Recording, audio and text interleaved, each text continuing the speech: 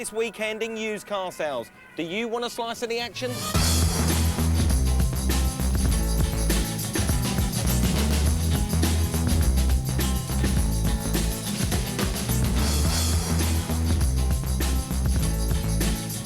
I've got a tough job at my garage this week. Daniel wants me to help him sell his Ford Escort. And Fiona wants a car that really gets her going without being too flash. Yeah, baby. Plus, I show you how to avoid buying a completely bodged car. This ain't a diesel motor.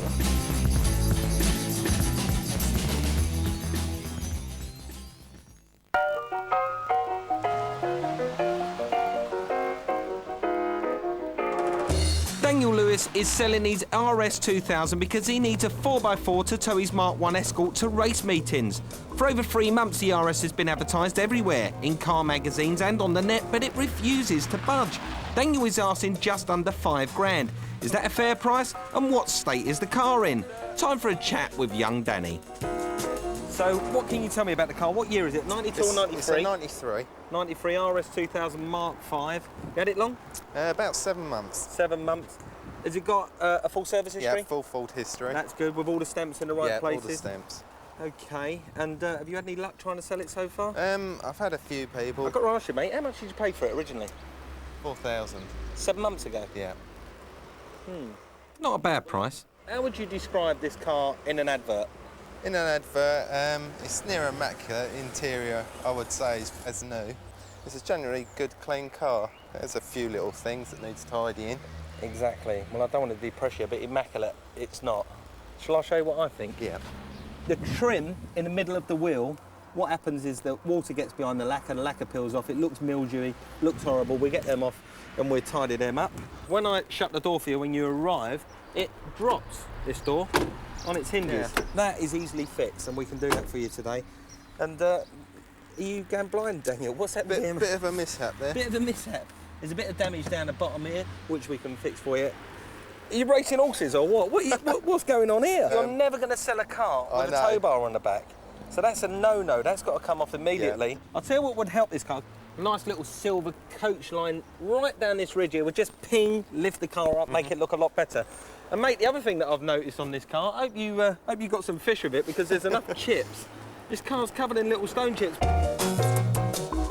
Now, I've done some checking and had a think about Daniel's price. Question is, will he be willing to come down from his asking price of 4,895 to a more realistic £4,000?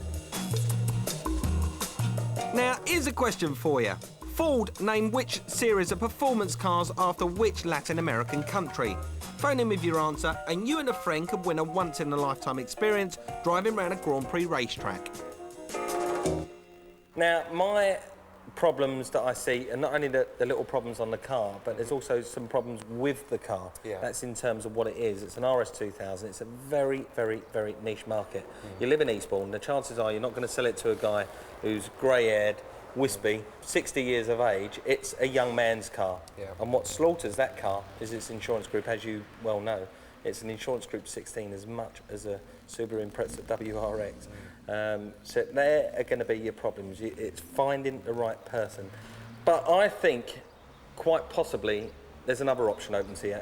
Would you ever consider a part exchange at a dealer? Yeah, probably, yeah. You would. Now, just pretend for a moment that this is the car of your dreams. This is the car that you want to buy. You want to buy a 4x4. Pretend that it's in your price range and you've come to see it. Right. What are you going to say to me, first of all? First thing, I'll ask the price. Well, it's a couple of £100 dearer than your car. Right, second thing, will you take a Part X on it? Never introduce the part exchange immediately into the equation. There's no point. What you got to do is arrive at the dealers, go and get excited about the car that you're looking at.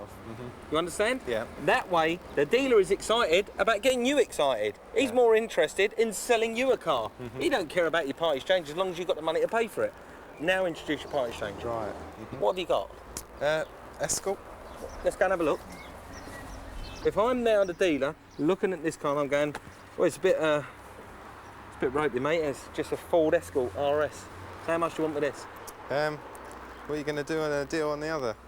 That's perfect. See, put the emphasis always back on the dealer. Always put the ball back in his court by saying, well, what are you going to do for a deal? Well, I'll tell you what, mate.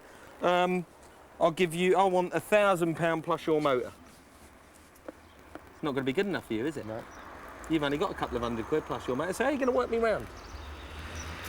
Difficult, isn't it? Yeah, very much so. Well, it's not. He's over here going, yeah, it's a bit ropey, mate. Don't really like it. You, at the same time, are standing there going, yeah, but that Freelander, it's not the best one I've seen. Yeah. I've seen a few others that are, you know, down the road, and I've seen one at another dealer, and he's prepared to give me the money that I want for this in part exchange. I might consider even going back there. That dealer, he's just been out on a test drive with you. He don't want his time wasted. He wants to put a deal together. It's going to take a couple of hours to sort out the RS2000, so Daniel has offered to pitch in and get his hands dirty. Good man. First off, the corroded alloy caps are sanded, sprayed with primer, 3 coats of silver wheel paint and a coat of lacquer. The paint and lacquer cost 16 quid. If you do it yourself, wear a mask. Next, the seal. Like the alloys, it's sanded, primed, painted ash black and lacquered.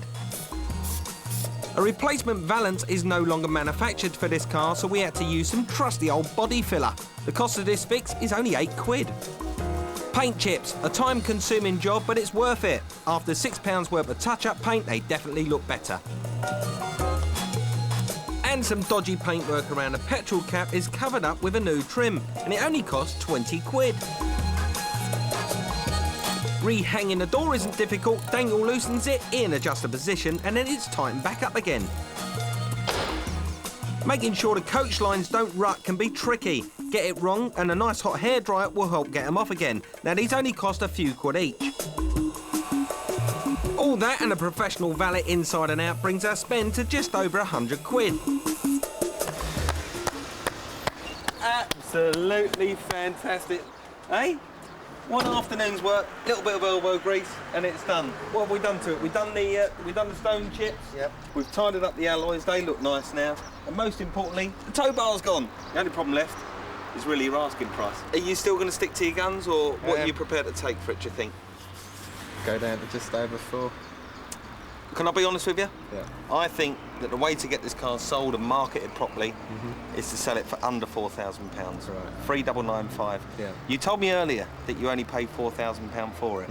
So if you've had it for 7 months and you sell it for £4,000, it's like having a car for free. Yeah. Yeah, what do you think about that? Or the other option that I said, which I think it'd be beneficial to you, is to go and put the car in part exchange. How do you feel about that? I think I have a go at the price. You're going to have a go at selling it at the price for it. Right, first thing to do then is get that sticker changed in the window, get it down to 3,995 or near offer, and please God, get it sold. Will Daniel get lucky and shift his newly revived Escort? Find out in part 2. Fancy winning a track day for you and a friend? Give us a call with the answer to this question before the end of the show. Which Latin American country did Ford name a series of performance Escorts after?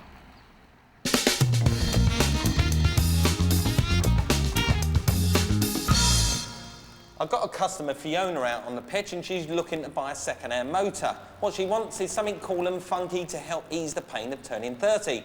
At the moment, she's driving around in an old Peugeot 306, and she'd really like an upgrade to a TVR. Well, I haven't got one of those, but what I have got is a Land Rover Freelander, an Alfa Romeo Spider, and my joker in the pack, which I think will get her revved up, a Porsche 911. Let's see how we get on. You found the first one. Pocket-sized 4x4 with a designer label. What do you think of this? It's very smart, but my parents have got one. Well, what does that matter? You could have one then. Yeah, I want something for my 30th.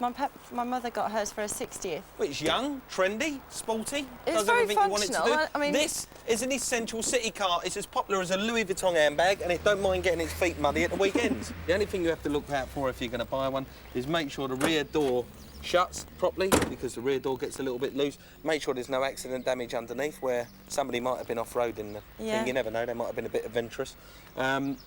Brakes and brake discs, make sure that they're all in check, because being a city car, it's starting and stopping all the time. Is it good in the traffic? Good in the traffic, it's fantastic in traffic. You know what? See this? Yeah. Excluding depreciation, it costs less than that a mile to run, 2.5p a mile. Really? Yeah, see? Never thought about that, did you? No, it's not as spicy as I want. So you want something else? Yes. Right, there's a little Alfa up there. Go and have a look at that. Little Spider, blue one. You can't miss it. All right, then. Cracking little car. I thought she would have gone for that. Perfect. Right then, what about this Spider? Pure unadulterated cappuccino chic. There'll be no hiding in this car. It will stick out like a sore thumb. I like it. I like this a lot. It's great, isn't it? Nice colour. Sit inside, Sporty. princess. Very sporty indeed. Now this is an Italian stallion for old nag money, this car. Didn't think I'd be able to afford one of these at all. Really? Not at all. Well, there you go. No, very nice. I'm quite taken with this little number, actually, You but are? a bit concerned about the old baggage. Baggage space. Well, you get this little like... bit round the back here, but jump out, I'll show you the boot. Admittedly, Alphas don't have the biggest boot in the world. Right. Oh, it's quite small. It is quite small. You've got a space saver spare wheel, but there is a bit of room in there. You can get a suitcase in there. There are a couple of things with Alphas, though, to look out for. Yeah. Which are rear suspension. You want to make sure there's no banging or clacking on the rear suspension. This one's fine. Also, if it's done over 72,000 miles, it should have had its cam belt changed, but this one's all right as well. And also, this very exotic roof, when it pulls up, make sure nobody's put a blade in it, sliced it, because it's a fair few quid to go and replace one. Right. So what do you think? This is right up your street, I think. You said spicy, something sexy, yeah, something spicy. It's a nice colour as well, which is all important. It's definitely pushing the right buttons, this one. Don't get too excited, because I've got one more car to show you. I'm going to nip off and get the keys. Have a good look round this. I will do. From a salesman's point of view, it's all going in the right direction. I could probably close the deal down on an Alpha because she's absolutely fallen in love with it. But I've got one final trick up my sleeve. This car's done a little bit more miles, but it is German, and it's the ultimate sports car. Wait and see this. Oh, by the way, remember the TBR she wanted? She'll soon forget about that. All right then, Fiona, leave the Alpha alone. I've got another little motor for you. It's a bit old, that one. No, not this old thing. This. Oh, my Porsche 911. You can forget all about the cappuccino chic and the Alpha. Even your TVR, you'll be sipping champagne in this car. I never ever thought that I'd be looking at Porsches for my money. Why I'm looking at Peugeots. Have a sit inside. I've never been in a Porsche before. Haven't you really? No, never. So this is a once-in-a-lifetime experience. Woo. You could be owning one if I play me cards, right? Oh, my Lord. Look at this. Fantastic. And as for performance, well, it looks like it's doing 100 mile an hour just sitting on my forecourt. The only thing to look out for on one of these is make sure it's got a full service history. You haven't got to worry about rust because they're galvanised bodies. Make sure the exhaust is in good order because a new catalyst costs £2,000. Jump out. But what's nice about this car is that you could have pinstripe suit on, file of facts over there on the passenger seat, wild tail sticking out the back. What do you reckon? It's a bit too flash. It's a bit too flat. Yeah, it's sort of for driving down with the music pumping out. That's not really me. My heart lies with the Alpha. How about a spin? Do you fancy driving? Yes, please. Coming in.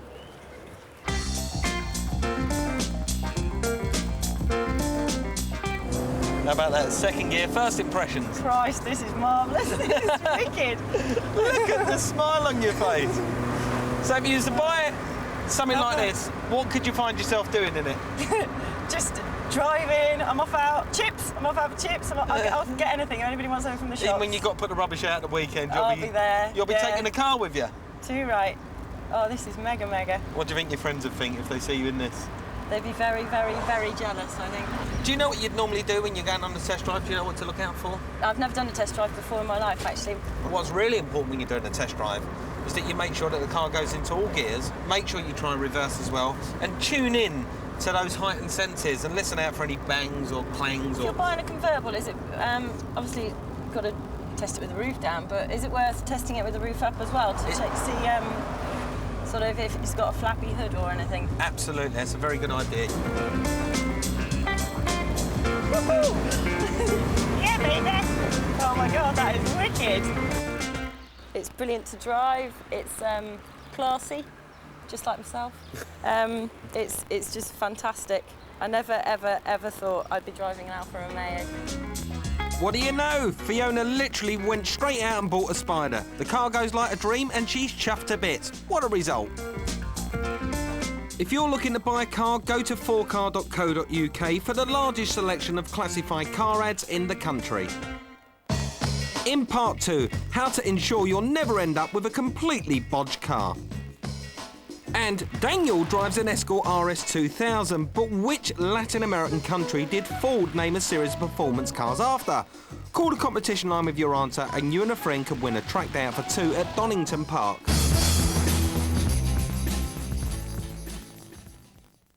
Lewis, our learner salesman, drives an Escort RS 2000. But which Latin American country did Ford name a series of performance cars after? Get it right and you and a mate can find yourself speeding around a Grand Prix racetrack. The lines are open for another 7 minutes. And that's not all. Log on to 4car.co.uk to find out how to win a nearly new Volkswagen Golf courtesy of Auto Trader. What would you say to this lovely little 1994 Renault Clio diesel for £2 grand? Well, I'd hope you say no thanks, because this car has had more bodges than you can shake an oily dipstick at. Bodges are a fantastic way for sellers to knock cars on without paying for proper repairs. That means when you get your pride and joy home, you'll discover you bought yourself an old banger. But don't worry, because the law's there to protect you, right? Well, think again. It might take you a long time to get your hard-earned cash back, and that's if you're lucky. In the interest of science, I've bodged this banger up something rotten, and I've got 2 customers who reckon they know a bit about used cars, and they're going to tell me what they think is wrong with it. In all, there are 10 classic bodges on this motor, including a clocked mileometer. That means we've wound it back 40,000 miles. And most frighteningly, despite what these body badges say, this car's not a diesel. It's got a replacement second-hand petrol lump. Even the logbook says that this car is a diesel, and I'm going to leave it out on the seat visible. And we'll see if our car enthusiasts will spot the fact that this car has a petrol engine. And the other bodges that we've carried out to turn this little banger into a going concern. Right then, let's get on with it. Come out, lads.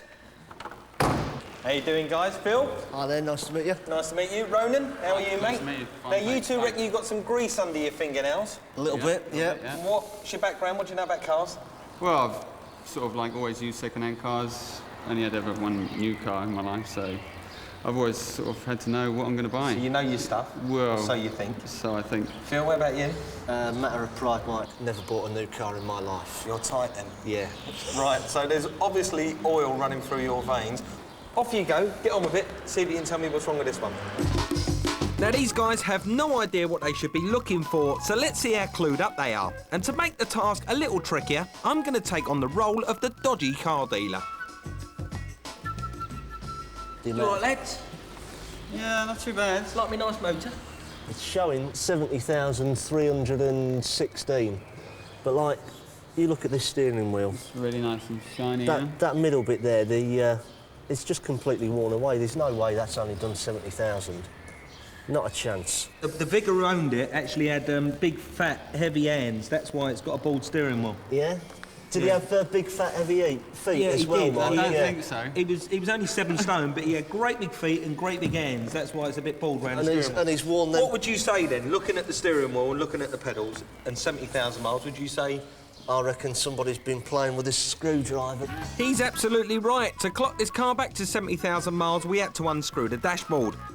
So as well as a worn steering wheel, gear knob, mats and pedals, damaged heads on the dashboard screws are an obvious sign of clocking. Now, what about under the bonnet? It's lovely and clean under there. Oh, Head gasket's gone. So you would say the air gasket's gone because you pull off the cap it's and got what's water in the underneath? oil. Mayonnaise. Disconnected wire there for some reason. So in other words, it's probably the fan's not working properly, so all we've done is we've disconnected it. Why would we do that though? You've just said something actually. You said that the head gasket... It's overheating. It's overheating. So there's a classic bodge for you. Wow, these guys are very sharp indeed. I disconnected the fan earlier to hide the fact that it's running constantly, mainly trying to cool an engine that's overheating because of a blown head gasket. Very impressive, guys. But will they spot the biggest bodge under the bonnet? It's got diesel on the side and it's got spark plugs. Yeah. What does it say on the Yeah, logbook? I was going to say, I'm just looking here, Ronan, heavy oil, which is diesel. This ain't a diesel motor. It's just a very quiet diesel motor. Actually, you've Yeah, it's very spotted quiet, actually. a glaringly obvious thing. It is actually a petrol engine in a diesel car. So there is a classic bodge. So anything else you could spot? Now I've got the paperwork in my hand. It's a fake certificate. Why would you say that's a fake MOT? It runs from the 1st of April 2001 to the 1st of April 2002, and it can't do that. It should only run from April the 1st, 2001 to March the 31st, 2002. Well spotted, well done. Yep, right again. Forging MOTs is widespread and probably the best overall bodge there is, because it will immediately trick a buyer into a false sense of security. Now you've found most of the major bodges, lads, so what do you think of the car so far? At this stage, Mark, I'd walk away. Would you? Yeah. Oh, no, don't walk away just yet. Well, luckily, I managed to persuade him to stay just a little longer to look for the last few hidden bodges. Broken lens. Yeah. That's going to cost for an MOT. I mean, check this. It's been glued down. It's been siliconed right round it. And it's got a repair job here. Not one of the tyres is the same. Exhaust is all right, isn't it? It's nice and tidy. No, We've got a nice repair job here. Yeah, nice back box, and it's been bodged together where it joins there, isn't it? I mean, where you're else to looking start? pretty smug, you two guys. How do you think you've done? Yeah, I think we've found enough, definitely not to buy it. Actually, you're dead right. You did find at least 10 classic bodges on this car. So, does anyone want it? No. So the moral of the story is, if you're going to go and buy any second-hand car and there are a couple of bodges on it that are obvious straight away, then walk away. It won't have been looked after. Make sure the car's got at least some service history and you're buying it from somebody you can rely on.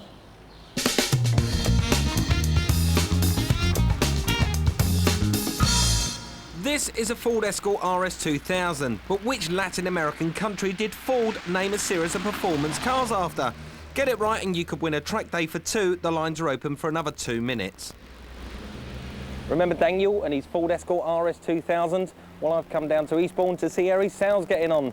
Young Daniel took my advice and tried to put his car in part exchange at this dealership for this very same 4x4, but did the dealer want his motor? No. You see, the problem is Danny is still asking too much money for his car, £4.5 grand. I've tracked him down to his home to see what he thinks.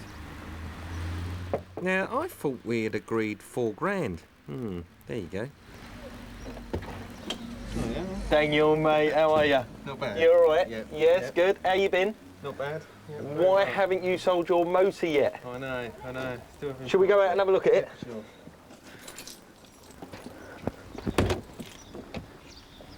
Yeah, it looks all right, doesn't it? So how's it been going? What have you done with Yeah, it? not bad. Put the price down on the internet. Had it in car magazines, a couple of Friday ad magazines. Any interest? Freebies. I've had a few sort of emails about it, which I've replied to, so just waiting about that. A couple of phone calls, but nothing sort of... Nothing concrete. I've asked a few dealers around and I've done a little bit of research myself, and the price, they've just dropped again on price. It's that one sticking point. So would you be prepared to lower the price? Yeah, definitely. I mean, I have to get rid of this before I can go racing, so at the end of the day, it's got to go. And the other thing is travelling. Now, I know that you've been to a couple of local dealerships, but you might want to start stretching that out now to taking dealers maybe nationally, all over the country. Yeah. Yep. So did Daniel get any other interest? Well, sort of. From a mechanic. After I paid him a visit, Daniel suffered a cracked exhaust, which he fixed. But then his cam belt snapped, which completely totaled his engine and put him right back to square one again. So as well, you go and sell something and it goes wrong, doesn't it? Try and sell it and it goes wrong. Definitely. Talk about bad luck. The dead engine's in the boot and Daniel's on the lookout for another one. Until then, his car ain't going nowhere. Anyone want an RS 2000? Good luck, Dan.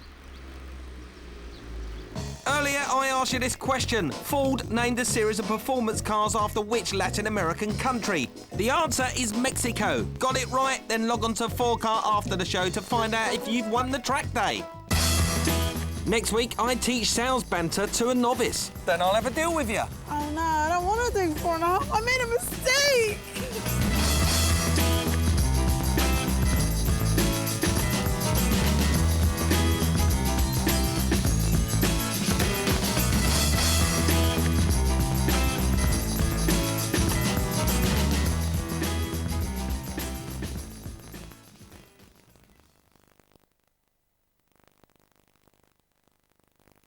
Remember, for more help on buying and selling cars and the chance to win one, visit 4car.co.uk.